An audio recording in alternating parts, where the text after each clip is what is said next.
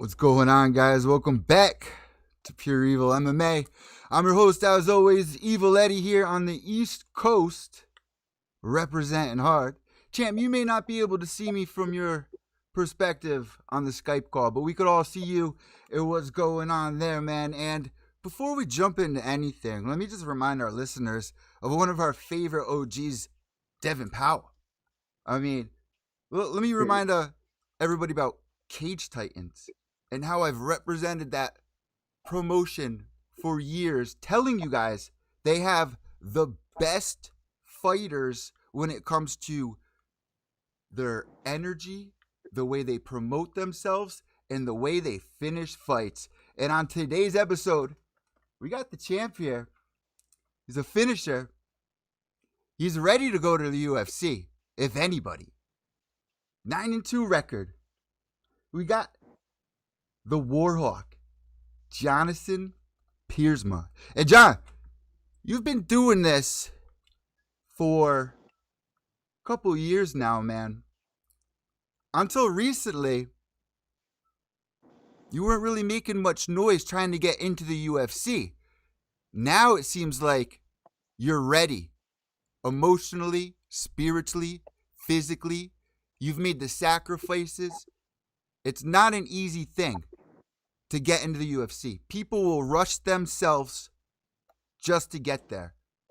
But everyone tells me it's harder to get back into the UFC than it is to get in. So with that being said, within the last, 100 and something days, you've been destroying everybody over here. We got to get you out of the regions, man. You're hurting the community because you just can't keep doing this, man. There is the competition in the UFC, Dana White's Tuesday Night Contender Series. The only person people are talking about is you. So, champ, welcome to Pure EVil MMA, man. It's been a long time coming. You got a busy schedule. You got the world in your hands right now. How are you feeling, bro? Good. I'm, feeling great. Like you said, coming off a good win here about a week ago. But yeah, feeling good. Right back into training, getting ready, hopefully for some big opportunities coming my way. So listen, a lot of the big talk. Before we jump in, I got 7 pages of information on you, man. Watching all the finishes, all the highlights that you've gotten, man. I don't want to get any slack back for this, okay? The East Coast, I've been doing this for almost 10 years. You've been on a lot of podcasts with people. I've even helped start their podcasts from way back in the day. And what we've seen as a community for the MMA media and you guys as well, let's have you answer this question. What's been happening to a lot of these East Coast fighters when we see them on the Contender Series or they get on the Ultimate Fighter? What's been going on, and why do you think the East Coast is getting slack saying that we're not built like the rest of the country when clearly you can't say that about a community? It's an individual thing. And I feel like this is where your statement means the most, man, because what's been going on here? Like, have you been following up on East Coast? And I mean, you're right in the mix of it. So what's been going on? Yeah, I mean, I think I don't know about East Coast as a whole, but I think a big theme with especially that New England area is a lot of guys that are from that area. They get built up and they get a lot of easy fights to build up their records. Then they get that opportunity at the next level. They're not ready because they haven't fought anyone good. So I think that's what's happened to a lot of those guys from down there, where they get in the UFC and they go 0-3 and they're out. Because I just think a lot of those guys build up their records with easy fights. Get a lot of first round finishes. It looks good. But then when they get the opportunity, they've never been tested. And I think that's what happens to a lot of those guys from that area.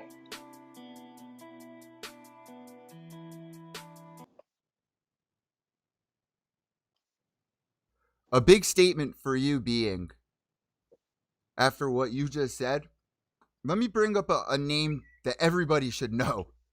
Ryan Sanders, man. This dude's been fighting since 2008. A lot of you guys out there may not know who this guy is. He's got 36 fights altogether, 33 pro fights, a finisher, a killer, 18 finishes, man. But let's think about the last two losses that he's had. It goes by John Manley, who was on Ultimate Fighter Season 16, and he eventually lost to Neil Magny in the UFC. They really threw him to the dogs. And then you, champ, in a decision. I think that says a lot. 5 rounds, too.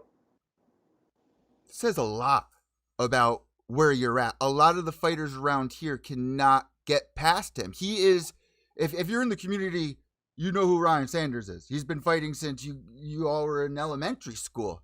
You know what I mean? Yeah. When you took that fight, did you know that it was going to mean you proving yourself to show where you're at? Because a person like that could easily be in the UFC. He's tons of first round finish. He's a finisher, man. What was the conversation going into that fight? And then you get the decision. Obviously, you probably wanted to finish, obviously. But what did you learn after that? Was that the moment that you were like, oh, I think I'm going to take this up a notch? And then, dude, you're on a killing spree. You're on a killing. Sun clicked after that. So what was the talk going into that? Because you could have lost and you could have been stuck in the mud again, you know? Yeah, no, and that was earlier in my career. But yeah, when they offered that fight, it was like presented to me like, oh, we're having a hard time finding someone for this guy to fight. No one wants to fight him in the area. Are you interested in fighting for the NEF title? When I took the fight, I just looked at it as like, I'm 100 times better grappler than this guy. And I was still early in my career, so I just was confident. I knew that he couldn't hang with me physically, wrestling wise, grappling wise.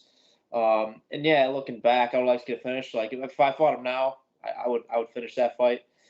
And it definitely want to go 5 rounds. But taking from that fight, I took a lot of experience from that, going 5 full rounds, which a lot of guys never get the opportunity to do. And just being there with a guy that had, I don't know, 40 fights, 30 fights, whatever he had, a lot of experience. So it was a good opportunity. It was a good experience. I took a lot from it.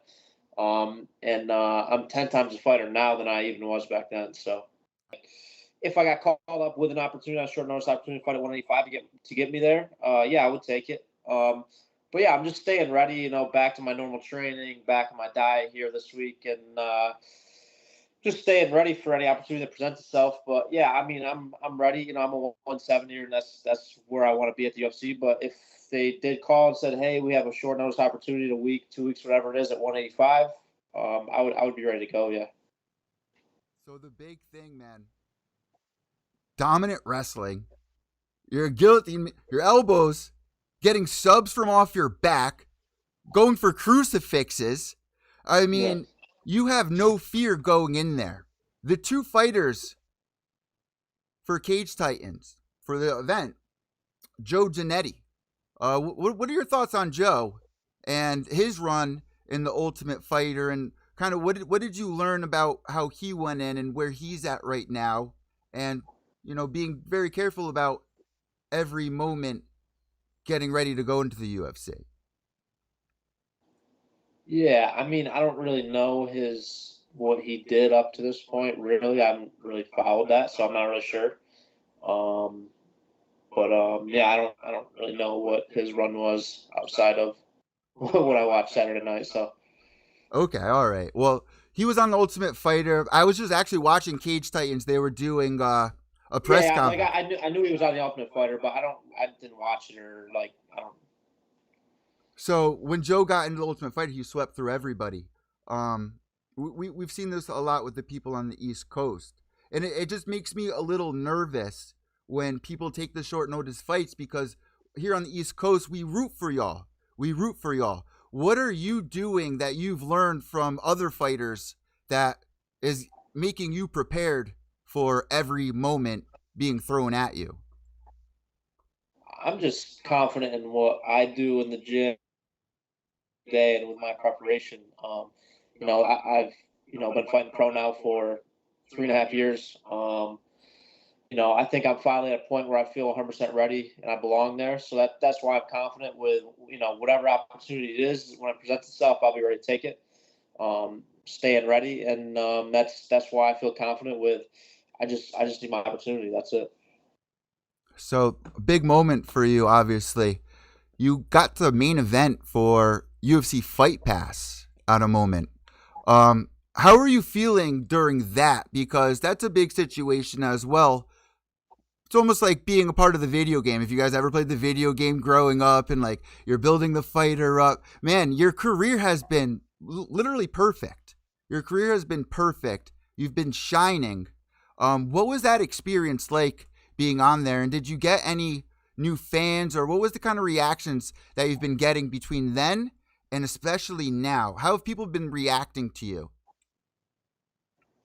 Yeah, a lot of my career fights have been on UFC Fight Pass. Like I fought pretty much my whole early career on CFFC, which they're always Fight Pass. When I fought for LFA, that was Fight Pass. Grappling, Combat was doing a lot of grappling grappling with. events, yeah. So I've been on UFC Fight Pass a lot, so that wasn't anything new to me. It's always cool, it's a bigger audience. But also it's been cool fighting for Cage Titans, more of a regional show. They're really good with the social media stuff, so I've got a lot of fans fighting there too. So yeah, it's been different between the bigger shows with the UFC Fight Pass and like fighting more regionally, like a Cage Titans that's smaller, but they do really good with the social media and pushing you type stuff. So yeah, it's been cool. I've got a lot of fans from everywhere as I've fought, and obviously you get more fans as your career goes, more places you fight. And I'm the guy who I don't have like a hometown thing like a lot of these guys from Cage Titans. Like my whole career's been traveling around fighting hometown guys. The young kid from Waterville, right?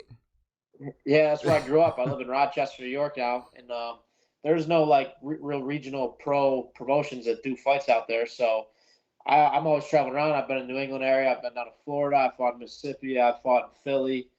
I've fought pretty much everywhere. So yeah, that's just been my career, and yeah.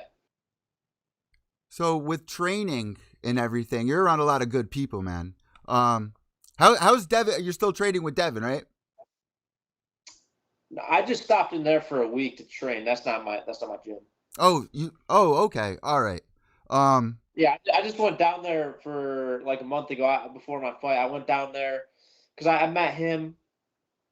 I've met him in a bunch of fights and stuff down in the New England area, and he has a couple pro 170 guys. So we just hooked up, and I planned it. I went down there and trained for a week. But yeah, that's not my gym because that's in New Hampshire. I live up in Rochester, New York. All right. Well, listen, bro.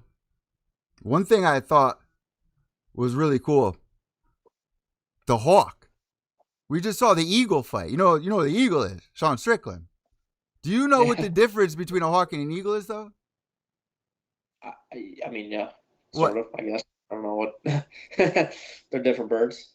So I actually looked it up. The difference between them, Hawks soar with their wings at a dihedral angle, shallow V shape, and Eagles soar with flat and slightly raised wings. Basically, with that being said, calling yourself the Hawk. Well, the Warhawk. That's it. What's the Warhawk mean, though? Honestly, I didn't come up with it. It was my manager said when I started fighting pro, I didn't have a nickname, so he's like, "Hey, you really need a nickname." I was like, "I don't know." And then you guys come up with it. Like, I'm not come up with my own nickname. And then he found out that my middle name is Hawk, so that's kind of no way. Yeah, that's almost as cool as being like your middle name's Gunner or something, bro. That's pretty wild. That's really wild. Yeah, so that's where that whole thing came from. I think you could do a lot. The reason I bring that up, I think you can do a lot with it. I was looking into like hawks and stuff like that. There's a hawk out there. It's named the Red Shoulder Hawk, bro. Get your tattoo, red shoulder. You represent this whole hawk thing. You get the mohawk, bro. It's you, bro. I'll have to look into that. Like, what? Like, Hawk is your middle name. Like, how does there's a story there that our listeners need to hear. Like, so my name's Hawk, and that's how it's pronounced, but it's actually Hauk. It's like, I guess it's I'm not religious, but at the time, it's like a biblical name or something. I don't know. But that's how it's pronounced. So then he took that and went with it. So here's what I picture in my head. You growing up as a young kid, thinking that name's pretty cool, right? Did you grow up watching WWE, WWF back in the day, or a little bit of WWE, nothing crazy, but yeah, my dad would put on TV, so I'd like to see it and shit. Is that where all of this really started? I mean, like for me, I've shared my story multiple times, like getting to do radio interviews at like 8 years old and sitting there with my little journal, dreaming about doing what I do today. What was the moment for you where it was like, all right, I'm going to be a fighter. My middle name's Hawk. Like, what was that like? At one point, you're just a regular kid. Were you training at a young age? Where did this start? I didn't do any sort of training all through high school. Like, I played sports. I played football. You look like you do. I went to college and played football. I played all 4 years. So let me guess your position. You was either a wide receiver or a middle linebacker. Yeah, so most of my college career was middle linebacker. Called it right there. That's what I played in high school, man. That's one of the best positions. The freedom that you get doing. I remember doing running back and then switching over. So I guess that's where your combat came from, because when you have all that gear on, guys, for you guys who didn't play football growing up, you go ham on people. You fly in. You just it's one of the most amazing feelings, and I really reminisce about it a lot, the energy and stuff. And then when I look at you guys and your past, there was no break in between doing football and then going into martial arts, probably, because a lot of people that take a year off and then everything sizzles away. So you've been actively active since a young age. I started training like MMA, like my junior year of college in the off season. Started training a little bit, played my senior year of football, trained a little bit during the season. And then right after I got done playing my senior year of football, I kind of like jumped in training every day. And then before I graduated college, my senior spring semester, I took a fight, an amateur fight, won it. Did another fight before I graduated, won it, and then I just kind of went with it. And then after I got up to like 4-0, 5-0 amateur, I was like, oh shit, like maybe I can do this pro. So I just kind of went from there, and it just kept building. Yeah, like I said, I'm right back into training. I'm gonna, right back in my diet, gonna keep my weight good just in case there's anything short notice. But I don't know. Like I said, I'm just, I'm gonna take some time, really train, get better, and just kind of wait for the opportunity. Like I said, if the UFC calls and it was, 2 weeks, good, great, I'd be ready to go. As far as if it's not the UFC and fighting regionally again, I'm not sure. I'm not gonna sit out too long, but I have had three fights in 5 months. So outside of the UFC, I probably take a couple months to just train and not be right into another fight camp. But I don't know. I'm just at the point where whatever opportunities come my way, we'll see what happens. If it's worth it, we'll take it. And if it were to be the UFC, I'd be ready to go whenever they offer it. So I don't know. I don't really have an answer for what's next. I'm just kind of waiting for that next big opportunity. I mean, what about training, cross training? You got your eyes on anything that you want to kind of sharpen a little bit? Any gyms that are catching your eye right now? Are you into cross training? I mean, yeah, definitely. I'd love to, go check gyms out and stuff. That's why I went down to Devon's gym, Nostos, did that for a week, so that was cool. I would love to make, if I'm gonna be not in a fight camp for a couple of months, I would love to go check some gyms out and stuff. And I love doing that. It's always cool to just go train with different guys, get different looks, different perspectives. If I'm able to do that, that'd be awesome. So I got one more topic here that's really important for everybody. Something I'm really interested in to ask you. In your personal life, we all chase our dreams. In your personal life, there's a lot of people that like tearing people down for their accomplishments. And, doing what you do, every win, every little thing that happens, you show people, and people don't really ever believe in the big dream. How is this affecting you when your family's watching? You're 28 years old now. Say for 4 more years go by.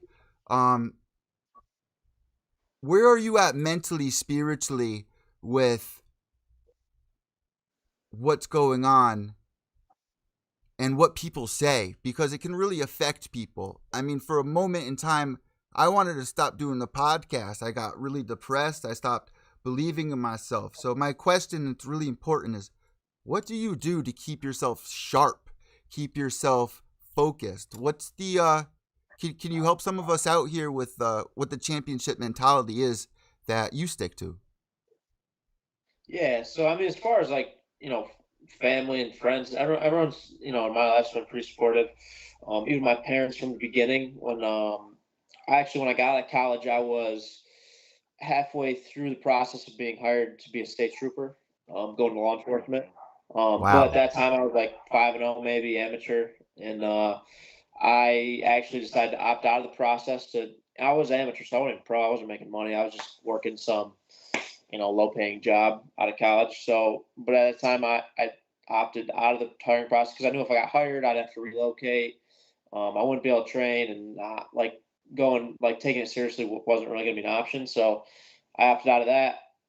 Dove into training full go. And then here we are. So obviously that decision paid off. We're still, I'm still not to where I want to be, obviously. But even since that beginning, my family, friends, everyone supported me a lot. Even though, yeah, first they're like, "Oh, you sure? You're passing up a good paying career and That's what I was about to know, ask you. Like, 20 years, you'd be retired, good retirement, this and that." And I was like, yeah, no, it was a risk at the time. But I just I couldn't do it and then look back and live with the regret of not going for this, even if I, wouldn't have made it to this point.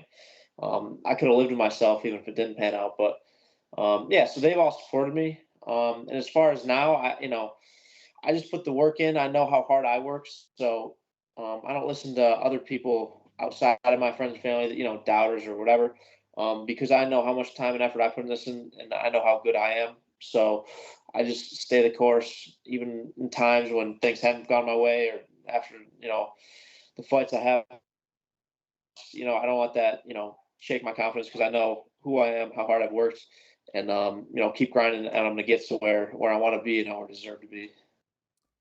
what goes into that mental part, like that keeps you so sharp, where you don't fall back on the days where you don't want to go in? Like how do you stay self-disciplined? I think it's one of the most interesting things when it comes to mixed martial arts is how disciplined you guys really are.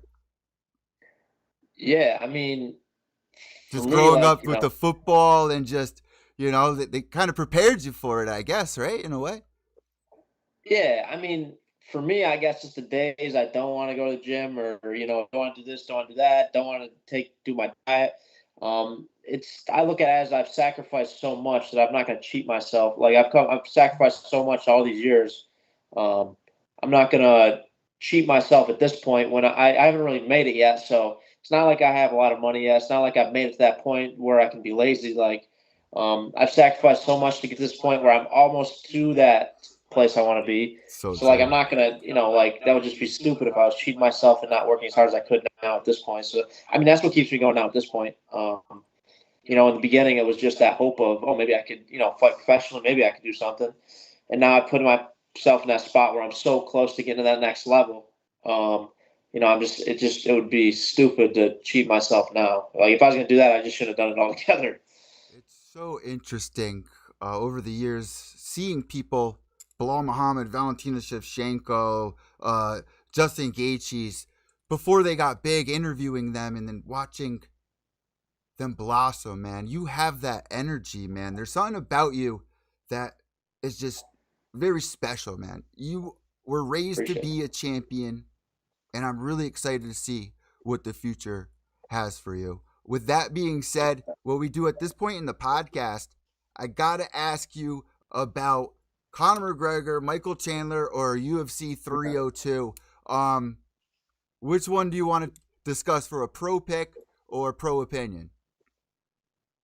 Well, 302 just happened. We'll do that. All right, so UFC 302, Paulo Costa Sean Strickland. I'm online looking through all the Twitter and stuff. People are saying it's a boring fight. When I look at a fight, there's no such thing as a boring fight. The calculations that go into every movement at the highest level. When I hear people saying, "Oh, Dustin, he can't get wins now," this is the highest level there is. And if you look at Dustin Poirier's record in the last 10 years, man, he's been fighting at that level. What do you see when you watch fights like that? Because I'm always sitting there and you could feel the anxiety of it all. Is it different in your eyes when you're watching fights? And like, what would be a boring fight to a fighter watching a fight? Yeah, I mean, there definitely are fights sometimes that are boring fights. Like, don't get me wrong. But yeah, a lot of times to people who don't train and don't really know what's going on, something that is, super high level could seem boring. Very technical fight where you can see, guys setting things up and the danger of really going for things. But I mean, there definitely is boring fights that, even me who's a fighter thinks boring. But no, I don't think the Costa Strickland was a boring fight. I was surprised the way that Costa fought in that fight. But I think it was a good fight, and then obviously I think the main event was a great fight. I really like Poirier, but I didn't expect him to fight that well against Islam, and I thought he had a chance going into that fifth. I thought it might have been 2-2, but yeah, he got caught, but he fought really well, and I enjoyed those fights. After the third round, and he was still in there, I was like, oh, he's getting past this point. You see the corrections that he's made, between the Khabib fight and being in the positions that he was. But there was something very special about Islam that I realized. It reminded me a lot of watching Anderson Silva back in the day, where you see Dustin Poirier at the level he is, and he just could not find his range, the time. It was like Islam was always one step ahead. Yeah. He's just that good. What do you think about Islam Makhachev and Khabib and the whole legacy? Do you think that this guy is the real deal? I mean, he's definitely proving it, but is he gonna be one of these guys that is that special? Like when Ronda Rousey came up and everything, untouchable, one trick pony. Islam, he didn't just sit and try to go for the takedown. Eventually in fight, he was trading blows, rocking Dustin. It showed a lot. Especially at the beginning of the fight, fans were booing him, and you kind of looked into his eyes, and you kind of saw like an energy there. But he overcame that, and I think that shows even more. You think Islam Makhachev is one of these guys that is going to be the longevity of the UFC now? Yeah, I mean, definitely that dude's really good, especially at 155. I think he's definitely going to be a favorite against anyone right now at 55. Yeah, he's really good. Obviously, his grappling is, probably the best in the weight class. And obviously showed he can also strike. I mean, he knocked out Volkanovski. Like you said, he probably strikes-wise outstruck Dustin. So, yeah, that dude's really good. Anyone could get beat, but, yeah, he's good. And I think it's going to be tough to see him get beat at 55. Who do you want to see him fight next? Like, who is the guy that you think could actually beat him? I want to see him do that rematch with Arman next. I think that would be a really good fight. I think he's one of the few guys who could actually match up grappling sense with him. So that's why I think I just think no one else can in that division right now can really stop the takedown or really do much on the ground with him. I think Arman's the only one that can, and I think that would be a fun fight to watch. But that'd probably be my pick. So for you, last question. What is it like being, in two different divisions? Islam, two different divisions, go up and down. What do you realize about your body, your performance between the two weight classes? Is there much of a difference? And how hard is it to really stay sharp doing that? That's so crazy. Yeah, I mean, I've never fought 85 as a pro. I've only fought 70.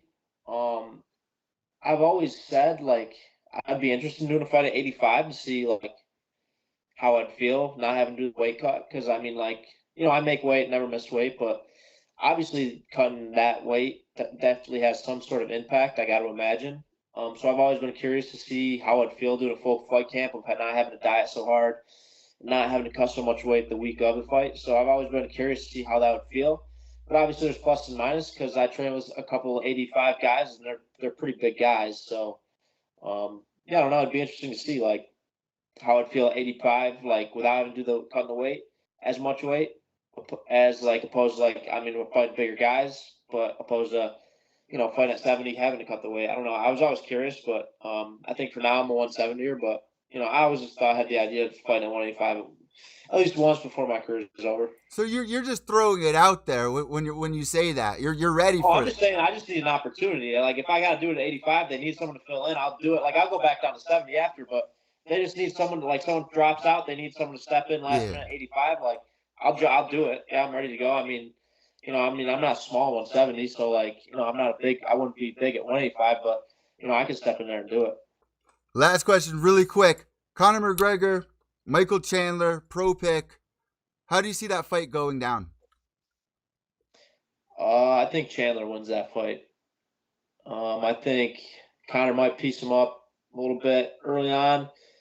But I think Conor gets tired. Chandler's a dog. Chandler finishes him in the second or third round. What makes you say that? Is it the mental state that Conor's in right now that you're seeing decay, or is that just something that you would think even if Conor was at his best? Oh, I mean, I think if Conor was at his best, like his best back when he won the 55 belt, I think Oh man, I think there's a good chance he knocks Chandler out.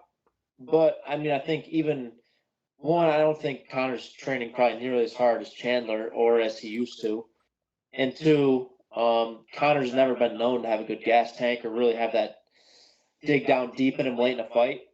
And Chandler is just a freaking brute and a dog, so he's going to keep coming. And I think McGregor's just going to get worn down, and Chandler's going to be too much for him late in the fight.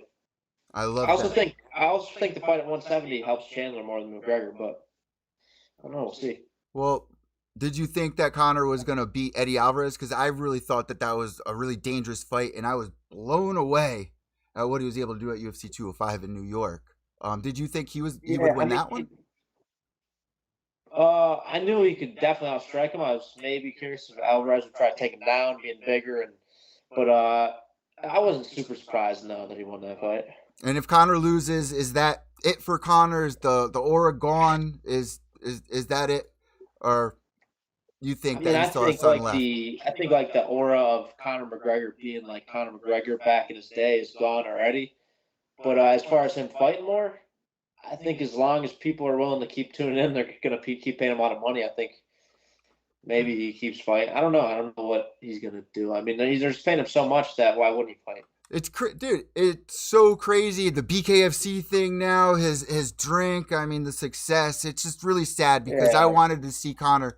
He was really inspiring to watch, and I really missed that. The Jose Aldo fight and all of that, and it's one of the most exciting things watching a fighter come up, and I think that's one of the most special things about interviewing you. So I'm really looking forward to what the rest of this year has in store for you. And what we'd like to do at this point in the interview, we hand the imaginary microphone over to you. If you have any sponsors, anything at all that you would like to say, get out there, social media, anything at all, the floor is now all yours. Yeah, just shout out to all my sponsors that have been on board with me. You guys make this possible. And just shout out to all my teammates, friends, family that have been by my side since the beginning. Hopefully all this years of hard work and sacrifice and everything this is the year they finally pay off. So hopefully we're gonna get there. And Champ, what's your mantra before you leave? What's your mantra? What's like one saying that you stick to? Like mine is, "This too shall pass." That helps me get through things. What's your mantra? I don't know if I have a specific saying, but my mindset of, I just, keep putting the work in every day and, just trusting that I'm going to get to that place. There's been setbacks, along the road, bumps in the road, but just knowing if I just keep working, and I can see it. I can see it slowly coming. I can see slowly getting there. Just knowing it, like just keep putting the work in. I do every single day. How hard I work. It's going to get me to where I want to be, and I can slowly see it happening. You know, we're not there yet, but I can see it coming, and you know, it makes me want to work even harder. So, just trusting the process, and you know, putting the work in, and trusting it's going to get me there. That being said, I want to thank you so much for joining me here on Pure Evil MMA. I'm going to try to get out to your next fight whenever that happens. I gotta be a part of this, and we're wishing you the best. So I hope that you have a great rest of 2024, and we're rooting for you, champ. Appreciate it. Thank you. All right, talk to you soon. All right. There you guys go, the champ. Really interesting talking to somebody in the middle, like in the middle of the day. You got so much going on. You jump on a podcast. He was just on a different show. It's wild to see all they have going on for them, and how I find it so fascinating. The self-discipline. I'm back doing the podcast. 35 years old. My birthday's in a week. I'm gonna go out to Martha's Vineyard Friday. But there's a lot that happens when you turn 30 years old. A lot goes through your mind. You start thinking about those safety nets. Like he was saying, go to the police. Start thinking about those safety nets a little more. But then you look at the big picture. You start looking at these little accomplishments that you've done. And you find that there's not anyone else around you in your own orbit that's even doing anything special or believing in themselves to the point where they're going out there grinding consistently, even not seeing much in return over the years. It's all about grinding and sharpening your skills and learning from the last to the next. And at some point, if you stick to it, it might be 10 years, 15 years, 20 years for people. Look at some of these Morgan Freeman, not until he was older. But if you stick with it and you believe in it and you believe in yourself and you find that championship mentality, there's something special to hold on there. And that's what makes me love combat sports and mixed martial arts, because it's so punishing to get knocked down or knocked out or all these setbacks. But they keep going and going. Dustin Poirier, after he lost to Khabib, on this YouTube channel, it's almost 500,000 views. That night when he lost, he goes live on Instagram or made a clip crying, talking about, I think this is it. It's all over. And look what happened. He gets his redemption against Conor McGregor, not once but twice. He takes out the best of the best. And when he does have these losses, there's not a single moment or round that you're not at the edge of your seat and witnessing a career blossoming, not just physically, but mentally. And it says a lot. It speaks, it's a river span. It's a bridge that stretches a river span when you actually see people that could give up, that could listen to all the hate and think it's not for them anymore. It's one of the most beautiful things. And interviewing fighters like that coming up, I think there's always something to take from them. Not everybody can be a champion, even at the regional scene. It's not easy. It's a very punishing sport. So, looking forward to what happens next for the champ.